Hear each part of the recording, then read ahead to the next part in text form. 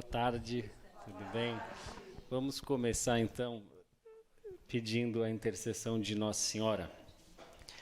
Ave Maria, cheia de graça, o Senhor é convosco. Bendita sois vós entre as mulheres, e bendito é o fruto do vosso ventre, Jesus. Santa Maria, Mãe de Deus, rogai por nós, pecadores, agora e na hora da nossa morte. Amém. Vinde, Espírito Santo, enchei os corações dos vossos fiéis e acendei neles o fogo do vosso amor. Enviai o vosso Espírito, e tudo será criado, e renovareis a face da terra. Oremos. Ó Deus, que instruístes os corações dos vossos fiéis com a luz do Espírito Santo, fazei que apreciemos retamente todas as coisas, segundo o mesmo Espírito, e gozemos sempre a sua consolação. Por Cristo, Senhor nosso. Amém. Em nome do Pai, do Filho e do Espírito Santo. Amém. Podem sentar-se, por favor. Muito obrigado pelo convite para pregar no grupo. E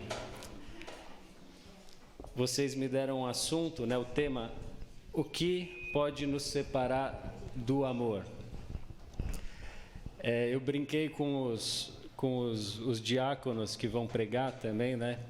Eu acho que provavelmente é porque eu tenho cara e fama de ser bravo que me deram esse tema. Porque eu podia falar de Nossa Senhora, do Espírito Santo, de Jesus, da salvação. Eu vou falar sobre aquilo que pode nos separar do amor, isso é, o pecado. Eu gostaria de introduzir. Havia um padre muito santo que ele dizia o seguinte: eu não gosto de falar de pecado, porque pecado é um assunto pegajoso.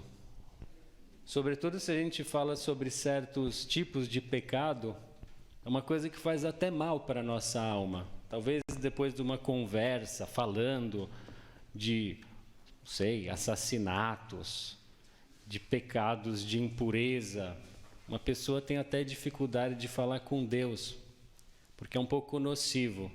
Então eu gostaria de começar essa fala, e que imediatamente quando eu vi o tema, me veio à cabeça essa passagem da carta aos Romanos, capítulo 8, versículo 35, em diante, em que São Paulo nos diz: quem nos separará do amor de Cristo? Tribulação, angústia, perseguição, fome, nudez, perigo, espada. Tenho certeza, veja o que diz São Paulo, que nem a morte, nem a vida, nem os anjos, nem os principados, nem o presente, nem o futuro, nem as potestades, nem a altura, nem a profundeza, nem outra criatura qualquer será capaz de nos separar do amor de Deus que está em Cristo nosso Senhor. Nada pode nos separar do amor de Deus fora de nós. O demônio não tem poder suficiente para nos separar do amor de Deus. As pessoas não têm poder suficiente, as circunstâncias não podem nos separar do amor de Deus. Uma doença sem cura não pode nos separar do amor de Deus. Um revés econômico, nada pode nos separar do amor de Deus. Mas tem alguém só que pode nos separar do amor de Deus, que somos nós mesmos. Aliás, uma parte de nós pode nos separar do amor de Deus. Veja que Deus continua sempre nos amando, mas nós podemos nos separar dele. E essa parte em nós que pode nos separar do amor de Deus é o pecado. E sobre isso é universal, vale para todos. São Paulo diz na carta aos Romanos que todos pecaram, estão apartados da glória de Deus. E São João, na primeira carta, diz que aquele que, se dissermos que não temos pecado, nós enganamos-nos a nós mesmos. E mais ainda, fazemos de Deus um mentiroso. Eu gostaria de ler mais um trechinho da carta aos Romanos, que eu acho que pode ser inspirador quando nós pensamos, meditamos nessa realidade que é o pecado, que faz parte da nossa vida. E São Paulo, que, enfim, como nós sabemos, passou por uma conversão muito grande, é alguém que experimentou na sua própria carne o pecado. Numa passagem ele diz: eu trago esse espinho na carne, um anjo de Satanás que me esbofeteia para que eu não caia no orgulho, e que, olhando para a sua própria vida no passado, se lamentava e dizia: eu não mereço sequer ser chamado apóstolo, porque eu persegui a igreja de Cristo. De alguma maneira carregou sempre isso consigo. São Paulo diz o seguinte, e talvez nós nos identifiquemos com essas palavras: eu estou ciente de que o bem não habita em mim, isto é, na minha carne. Vejam, é um santo quem está falando isso, é um grande santo que está dizendo: o bem não habita em mim. Em que sentido ele está dizendo isso? O bem está ao meu alcance, mas não realizá-lo. Não faço o bem que eu quero, mas faço o mal que eu não quero. Ora, se eu faço aquilo que eu não quero, então já não sou eu que estou agindo, mas o pecado que habita em mim. Portanto, eu descubro em mim esta lei: quando quero fazer o bem, é o mal que se me apresenta. Infeliz que sou, quem me libertará deste corpo de morte? Mas depois São Paulo dá uma esperança para nós, né? E diz: graças sejam dadas a Deus por Jesus Cristo, nosso Senhor. Pela minha mente sirvo a lei de Deus, mas pela carne sirvo a lei do pecado. Então, dificilmente alguém faz o mal conscientemente. Olha, os padres não podem dizer nada de tudo aquilo que eles ouvem em confissão. Mas eu tenho certeza, nós podemos, ouvindo, falando em confissão e fora de confissão. E uma vez quem disse isso foi o Papa Bento XVI, né, que tinha trabalhado no Vaticano para a doutrina da fé. Ele falou: olha, eu raras vezes, eu acho que nunca vi pessoas más que agissem por malícia, por maldade. Eu tenho certeza que não é o caso de nenhum de nós aqui. Mas muitas vezes o pecado, talvez, que existe em nós aniquila a nossa personalidade. Muitas vezes, talvez, nós percebamos essa lei que São Paulo fala: eu faço o mal que eu não gostaria de fazer, e, no entanto, eu não faço o bem que eu gostaria e que eu vejo que eu deveria fazer. E essa, no fundo, é a causa da nossa infelicidade nesse mundo. Alguém poderia dizer: ah, não, a causa da minha infelicidade nesse mundo é porque me falta algo que eu gostaria. A causa da minha infelicidade é que aconteceu tal coisa no passado que, infelizmente, não gostaria que tivesse acontecido. A causa da minha infelicidade é que eu ainda não consegui atingir um tal objetivo. Essas coisas podem até momentaneamente nos ajudar, nos alegrar, nos dar uma esperança humana. Mas a verdade é que nós ainda não somos felizes. Felizes no sentido da Sagrada Escritura. Felizes no sentido em que Jesus diz as bem-aventuranças, né? Felizes os pobres em espírito, felizes os mansos. Felizes os que são perseguidos por causa da justiça, felizes os puros de coração. Se nós ainda não somos felizes e não encontramos a paz nas nossas almas que nós tanto desejamos, isso não se deve a fatores externos, mas isso se deve principalmente a nós mesmos, ou, para usar a linguagem de São Paulo mais uma vez, ao pecado que existe em nós. E quanto a isso, Jesus, nosso Senhor, é muito claro e muito explícito. E numa passagem muito conhecida do Evangelho segundo São João, quando Nosso Senhor está naquela discussão bastante acirrada contra os judeus, Nosso Senhor diz estas palavras. Evangelho segundo São João, capítulo 8, 34. Jesus tinha começado dizendo que conhecereis a verdade e a verdade vos libertará.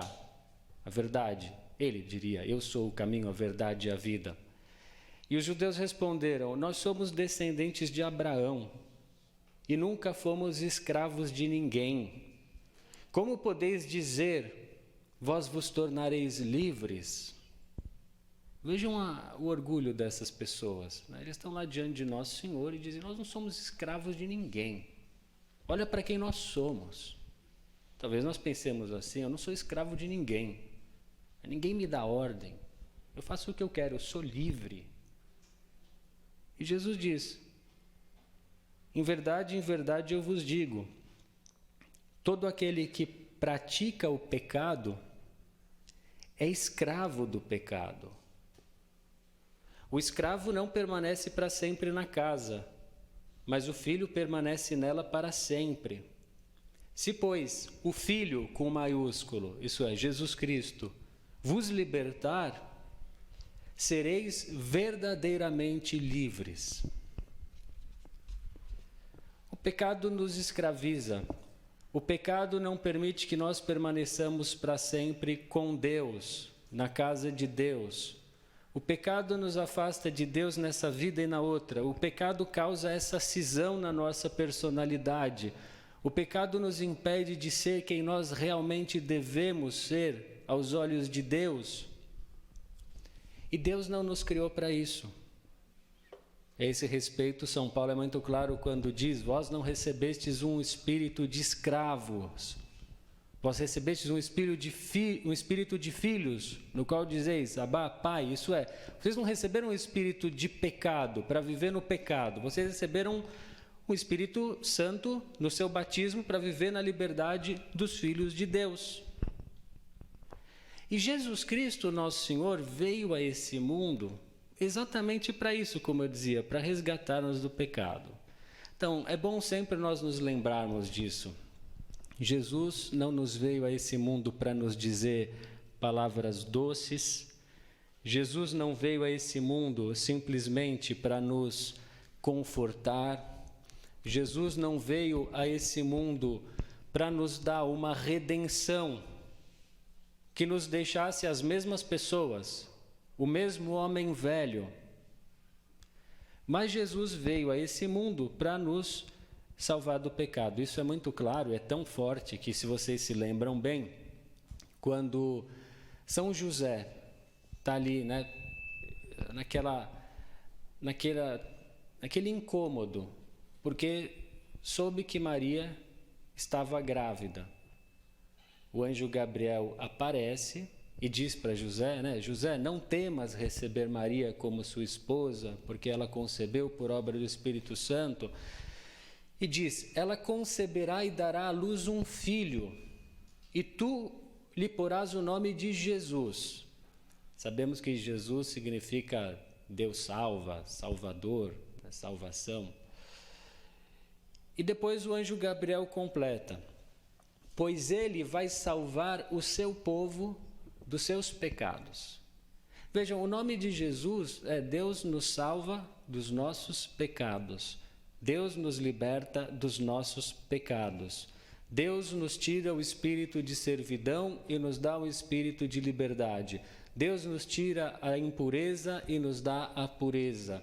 Deus nos tira a treva interior e nos dá a graça santificante.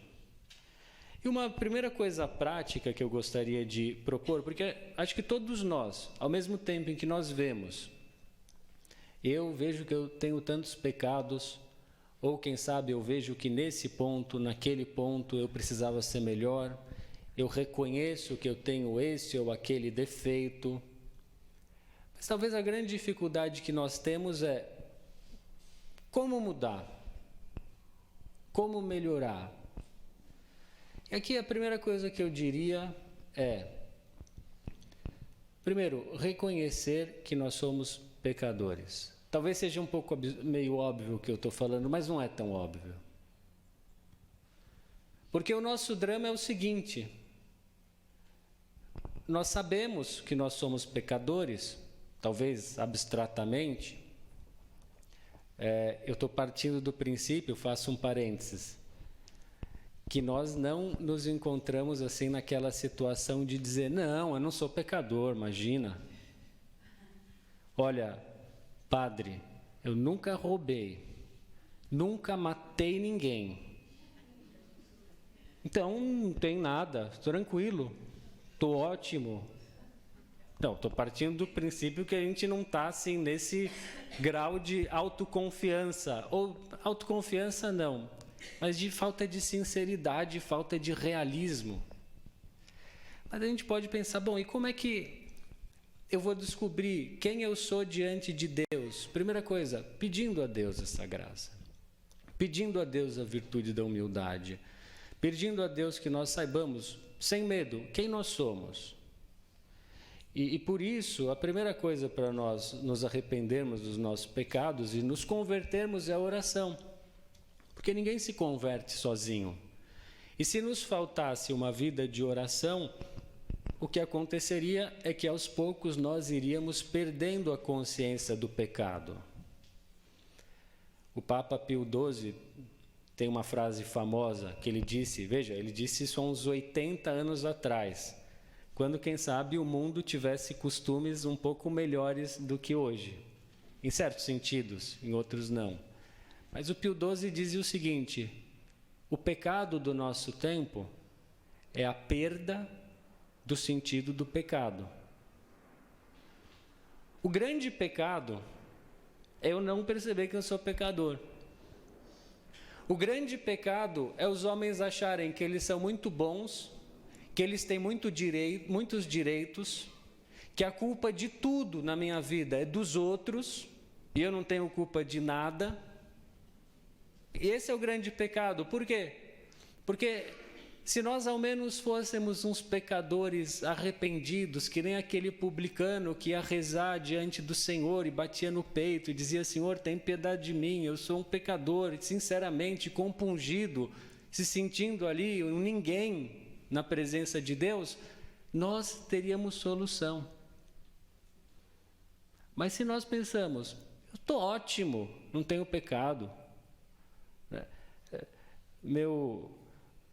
meu irmão é muito pior do que eu, minha nora é muito pior do que eu, minha não sei quem é muito pior do que eu.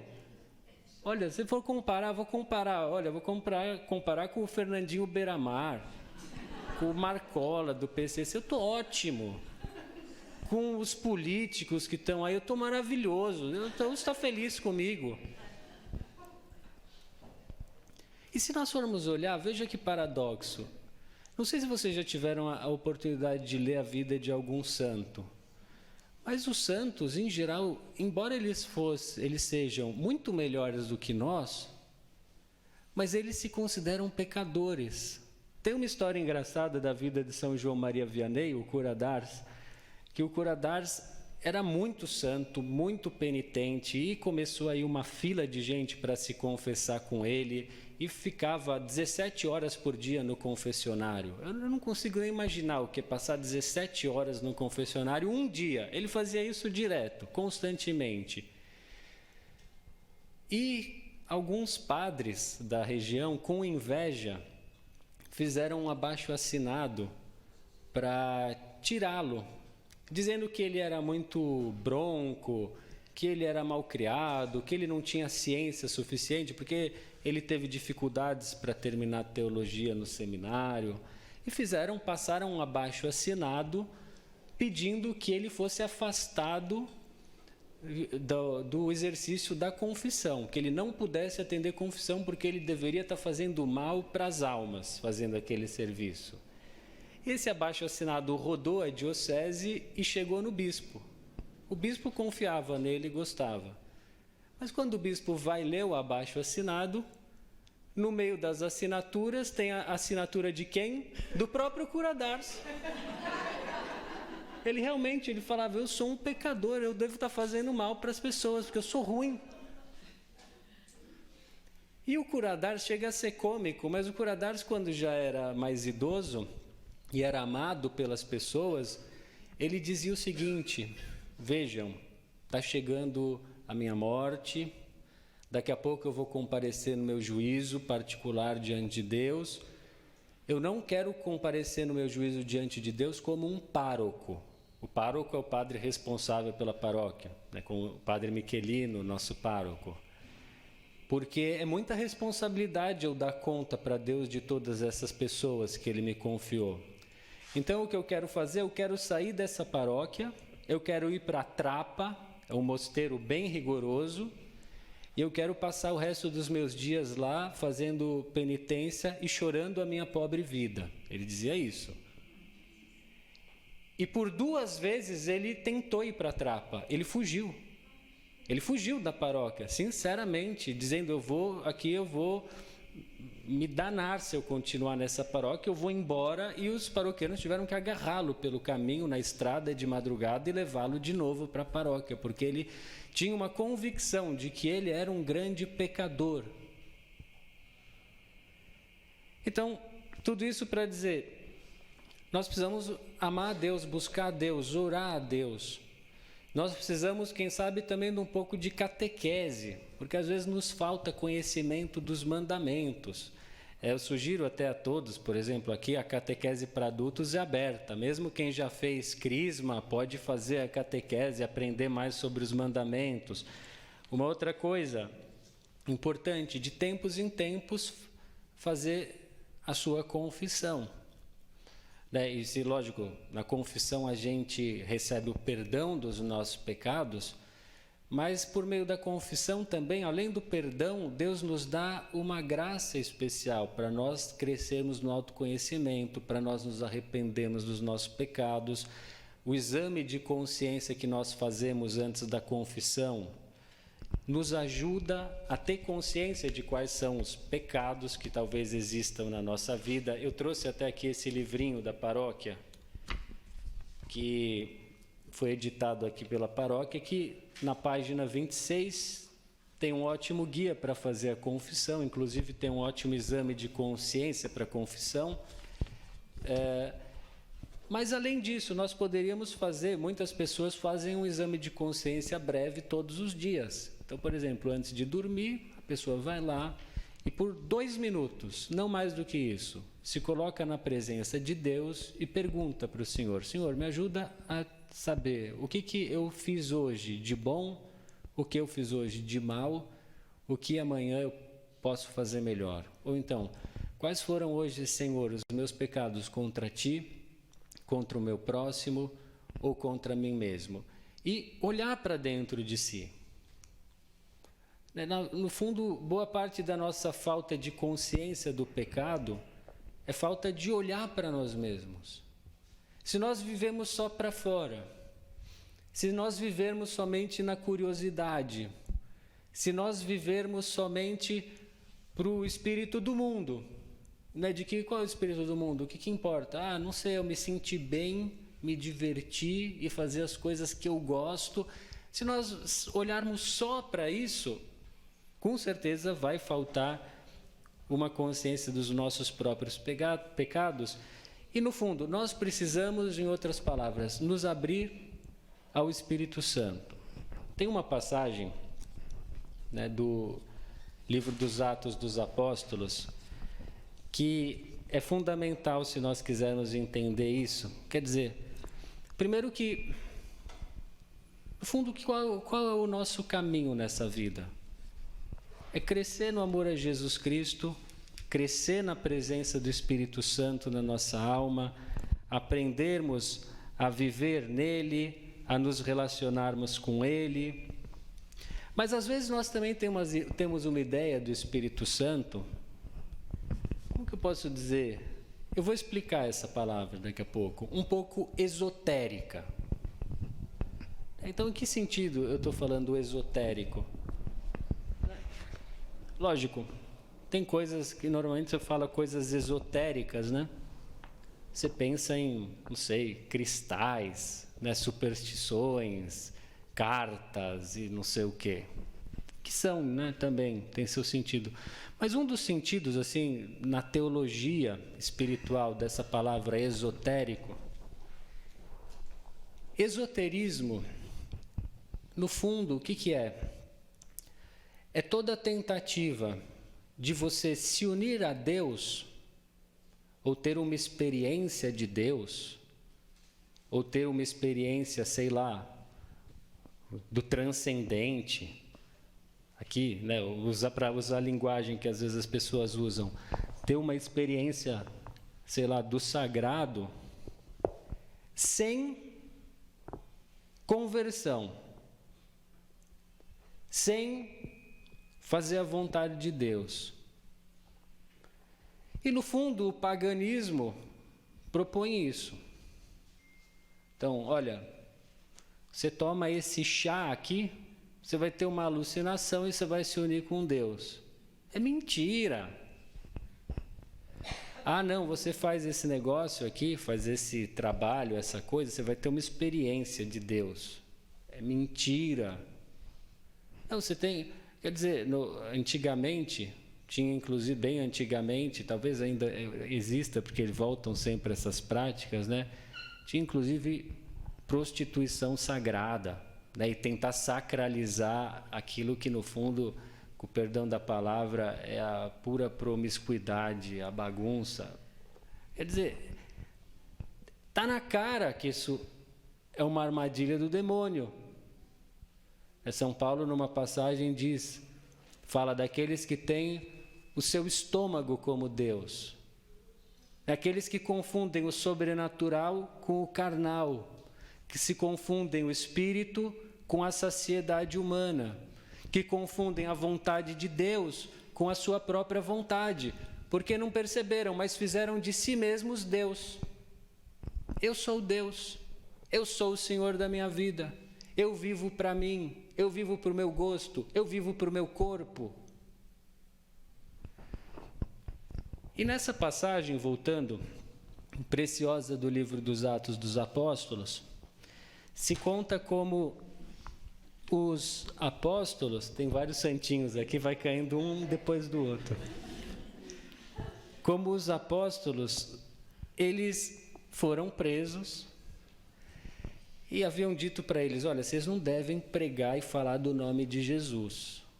Eles insistiram, eles foram pegos de novo, apanharam, porque eles deviam, enfim, não deviam estar fazendo aquilo, segundo as autoridades, e disseram, é necessário obedecer antes a Deus do que aos homens.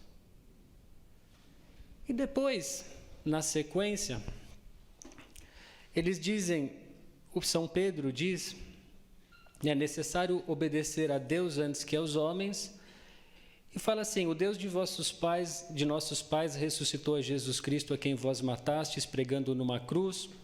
Deus, porém, no seu poder o exaltou, tornando guia e salvador para conceder a Israel o arrependimento e o perdão dos pecados. Então, Jesus morreu, ressuscitou para quê? Para conceder a Israel o arrependimento e o perdão dos pecados. E depois conclui São Pedro, e disso somos testemunhas, nós, ele e os apóstolos, e o Espírito Santo, que Deus concedeu àqueles que lhe obedecem. Então, Deus concede o seu Espírito àqueles que lhe obedecem. Deus revela os seus mistérios àqueles que fazem a sua vontade.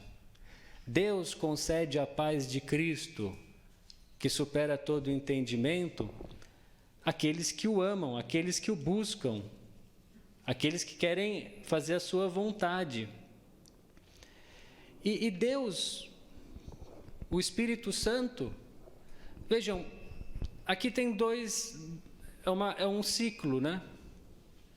Então, por um lado, se a gente quer nos arrepender de verdade dos nossos pecados, a gente precisa pedir essa graça a Deus, ao Espírito Santo. A gente precisa rezar, fazer muitas vezes o ato de contrição. Sabe o ato de contrição que a gente faz na comunhão, antes da confissão, né?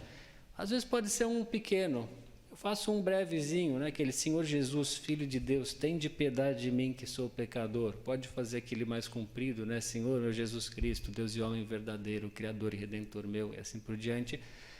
Mas tem que pedir. Quando a gente vai se confessar, depois vai lá, se confessa, reza o Salmo 50 depois, o Salmo do arrependimento de Davi depois do seu pecado, que é um salmo que a igreja reza para pedir o arrependimento dos pecados. Então, por um lado, a gente tem que pedir esse dom ao Espírito Santo, mas, por outro lado, a gente também vai receber o Espírito Santo na medida em que nós nos propusermos a obedecer a Deus. E talvez uma das pedras de tropeço na nossa vida sejam os pecados, eu vou explicar o que eu quero dizer com isso, os pecados veniais consentidos, que nós praticamos com pleno consentimento.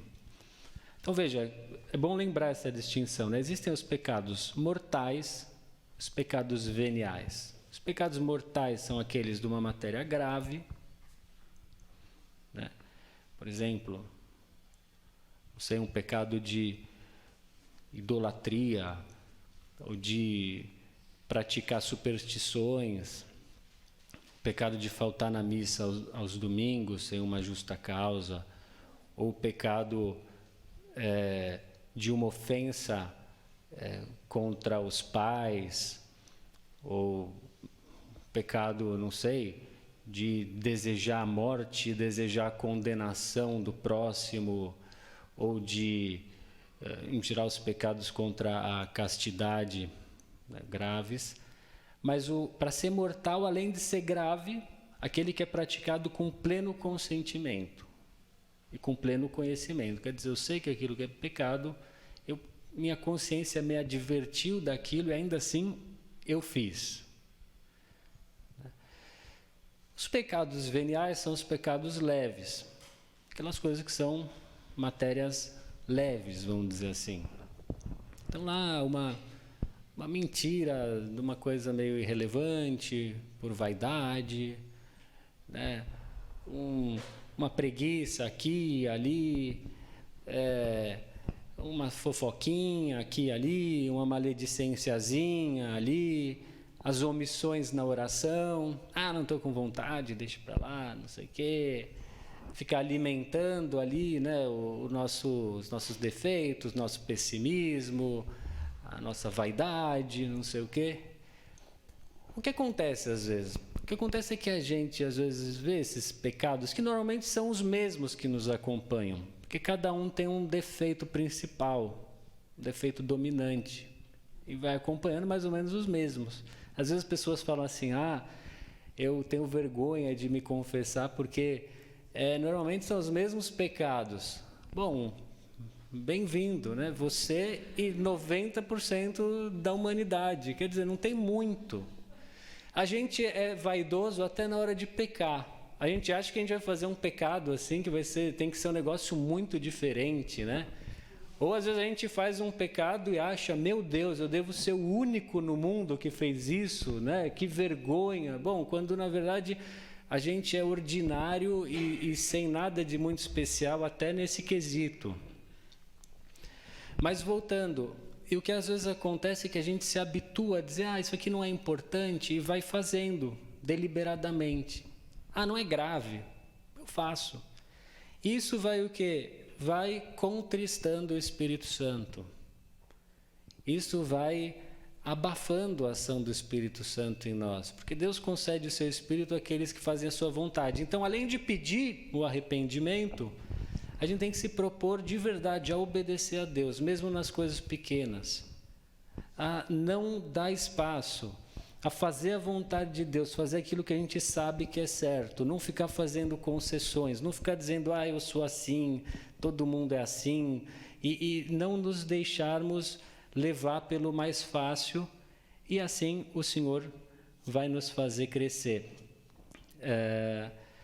Jesus, na última ceia, quando promete aos apóstolos o Espírito Santo, ele diz isso, né, que ele enviará, é necessário que eu vá, se eu não for, eu não enviarei o Paráclito. E uma das coisas que Jesus diz do Espírito Santo é que o Espírito Santo convencerá o mundo do pecado. Então vejam que é triste isso, é muito duro, eu acho muito duro pensar isso. Mas pode acontecer, se nós nos apartarmos do Espírito Santo, nós vamos ficar assim na ignorância, inclusive, sobre isso. Como numa grande escuridão, é o Espírito Santo quem convence o mundo do pecado, da justiça e do juízo. E nós precisamos pedir isso. E alguém poderia dizer, padre, tá, mas eu acho que esse assunto é um pouco negativo. Tudo bem, a gente tem que evitar o pecado, evitar fazer o mal para o próximo, mas o importante mesmo é a gente amar, é a gente ser bom. E aqui é que se encontra, e é verdade, o importante é a gente amar. Mas olha onde que se encontra o drama dessa história. É que nós, inclusive, perdemos de vista da nossa consciência que o pecado, qualquer que seja, no fundo, na sua essência, ele é o quê? Ele é uma falta de amor. Então vejam, quando Deus revelou os mandamentos, lá no Deuteronômio, capítulo 6, fala: amarás o Senhor teu Deus com todo o teu coração, né, com toda a tua alma, com toda a tua força. Depois, Jesus, ele sintetiza, né, os mandamentos naqueles dois: amarás o Senhor teu Deus com todo o coração e ao teu próximo como a ti mesmo. O primeiro mandamento é esse, os primeiros, né, amar a Deus e amar o próximo. Mas o que a gente não se dá conta, às vezes, é que todos os outros mandamentos, eles são decorrência desses dois. Então, por exemplo, tá bom, santificar o domingo e as festas de guarda. Eu faltei na missa. Porque, sei lá, eu quis fazer um passeio, eu estava num lugar, deu uma preguiça de ir, de sair. Não se trata simplesmente de que eu não cumpri o mandamento de santificar o domingo. Mas, no fundo, me faltou o quê? Por que eu não cumpri? Qual é a raiz? Falta de amor a Deus, amor às pessoas que dependem das minhas orações, da minha santidade, amor à igreja, que é um corpo, e que quando um membro enfraquece, os outros membros também sentem. Eu confesso, eu estourei com aquela pessoa é muito difícil. Bom, pode até ser difícil, não vamos negar. Mas quando a gente estoura é porque nos faltou amor, nos faltou vigilância, nos faltou caridade, nos faltou humildade, nos faltou respeito às vezes. Eu sei que é errado, mas, enfim, eu vi aquele negócio porco naquele filme ruim lá que eu assisti na TV, na série, não sei aonde. É uma quedinha, né? Todo mundo tem uma fraqueza. Não é só uma fraqueza. É falta de amor. É falta de amor a Deus. É falta de caridade à pessoa que se expõe ali. É falta de amor a você mesmo, aos seus olhos, à sua consciência, ao seu coração, ao seu corpo, que é templo do Espírito Santo. E o drama é esse. Porque a gente não se dá conta que, no fundo, veja, eu não estou de maneira alguma falando isso para pôr nenhum de nós para baixo. Eu estou simplesmente recordando algumas coisas que são da constituição das coisas.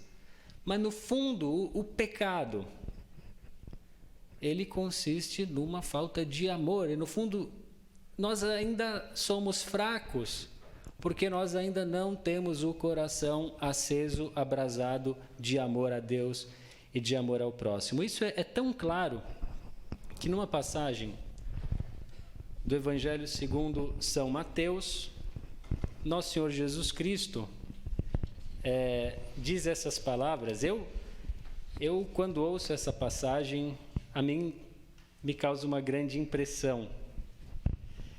No capítulo 24, vocês sabem, capítulo 24 e 25, Jesus fala sobre as tribulações que aguardam a igreja, que aguardam a humanidade, inclusive no fim dos tempos. Alguns chamam, de o sermão apocalíptico de Jesus no Evangelho de São Mateus. Num determinado momento, Jesus diz o seguinte, se referindo aos apóstolos, se referindo à igreja no final dos tempos, nas grandes tribulações.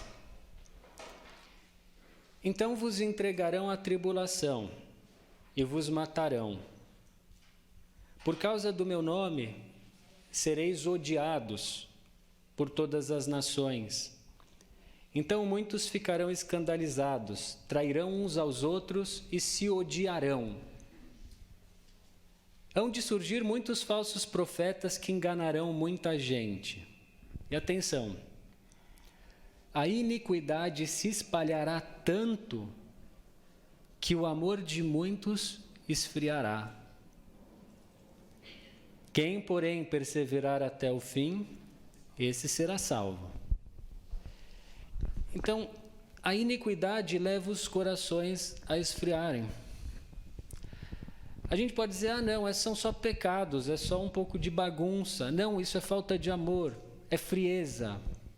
A iniquidade nos leva a sermos individualistas, a sermos egoístas, a sermos ressentidos, a perdermos a capacidade de pensar nos outros e de pensar em Deus. Nos leva a sermos sensuais, nos leva a usarmos das coisas do mundo sem levar Deus em conta para nós mesmos. A iniquidade nos cega e torna o nosso coração um coração gelado.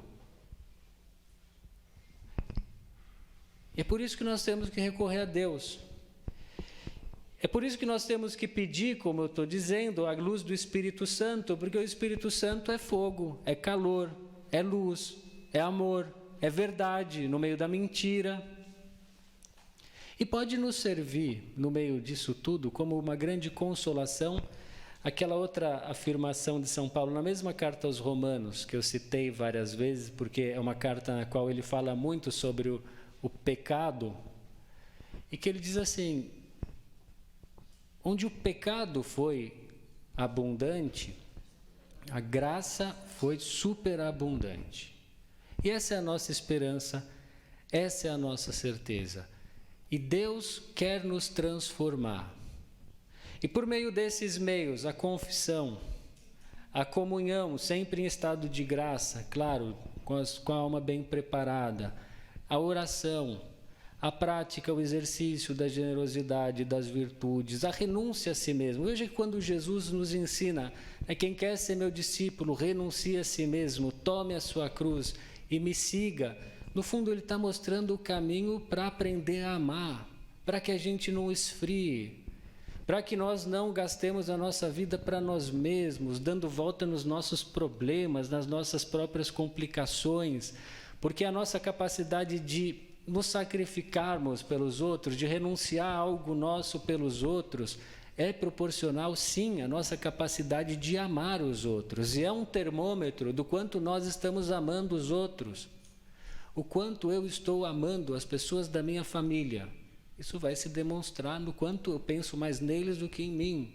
Procuro o que convém a eles e menos o que convém a mim. O quanto eu estou amando a Deus. Também a minha capacidade de me sacrificar por amor a Deus, para buscar fazer a vontade de Deus. Mas isso, para nós fazermos isso, carregarmos a cruz de cada dia, de novo, é um ciclo. Nós precisamos da ajuda dele.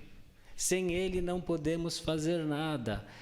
E o Senhor nos prometeu, na Sagrada Escritura, essa passagem bastante conhecida, e que se cumpre com a igreja, se cumpre com os sacramentos, se cumpre com a efusão do Espírito Santo.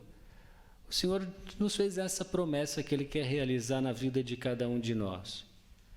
Aspergirei sobre vós água pura, e sereis purificados. Eu vos purificarei de todas as impurezas e de todos os ídolos. Eu vos darei um coração novo, e porei em vós um espírito novo. Tirarei do vosso corpo um coração de pedra, e vos darei um coração de carne. Atenção, porei em vós o meu espírito, e farei com que andeis segundo as minhas leis, e cuideis de observar os meus preceitos. Eu farei, diz o Senhor, que você não viva no pecado, que você não peque. E a nossa pergunta, nós confiamos nele? Nós abrimos espaço para que ele faça essa obra em nós? Ou nós ainda estamos lutando somente com as nossas forças? Nós ainda não recorremos à oração, à graça, ou se nós oramos, nós não temos ainda muita confiança de que Ele é capaz de nos transformar, que Ele é capaz de nos fazer livres. E se nós queremos ter um arrependimento sincero, também nós precisamos dEle. E eu vou concluir lendo essa passagem de uma outra profecia de Zacarias, em que Deus promete o seguinte, Zacarias 12, 10. Derramarei sobre a casa de Davi e sobre os habitantes de Jerusalém um espírito de graça e de súplica. E olharão para mim aqueles que traspassaram e o lamentarão como se lamenta o Filho único. A igreja interpretou essa passagem pensando em Jesus Cristo, uma profecia de Jesus Cristo. O Senhor promete que Ele vai nos dar um espírito que vai nos permitir olhar para Cristo crucificado e ter uma dor de amor por tudo que Ele fez por nós. Olhar para Cristo crucificado e abandonar a indiferença e a frieza que talvez exista em relação aos nossos pecados, ao nosso egoísmo. Olhar para Jesus Cristo crucificado e ter não uma dor amarga, não uma dor desesperada, porque essa dor não é a dor que vem do arrependimento sincero diante de Deus. Tampouco aquela dor da nossa vaidade, né, que se sente envergonhada de ver algumas misérias, de reconhecer algumas coisas que, como eu dizia, são tão ordinárias quanto as misérias de qualquer ser humano que existe sobre a face da terra. Mas aquela dor de amor, de quem vê o amor tão grande de um Deus que quis se unir a nós, e um amor do qual nós jamais nos separaremos, a não ser que nós mesmos escolhamos que seja assim. Vamos pedir a intercessão de Nossa Senhora na nossa luta.